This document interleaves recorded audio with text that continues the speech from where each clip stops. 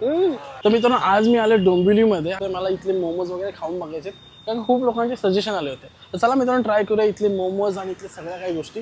Let's go. तर मित्रांनो मी पहिल्यांदा ऑर्डर केलं आहे हिमालयन चिकन सुपी मोमोज आणि हे मी पहिल्यांदा खाणार आहे, पहिल्यांदा ट्राय करणार आहे. लेट्स गो कसं आहे ते चेक करूया.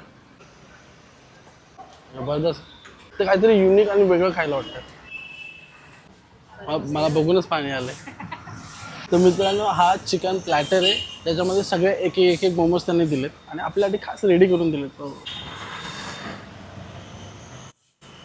हा पेरी पेरीवाला आहे. कोरियन कॉर्न अच्छा आणि चिकन बरं. ओके.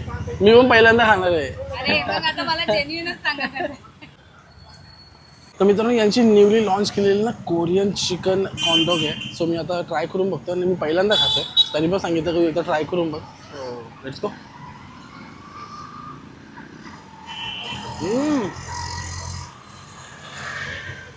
पूर्ण चीज आहे.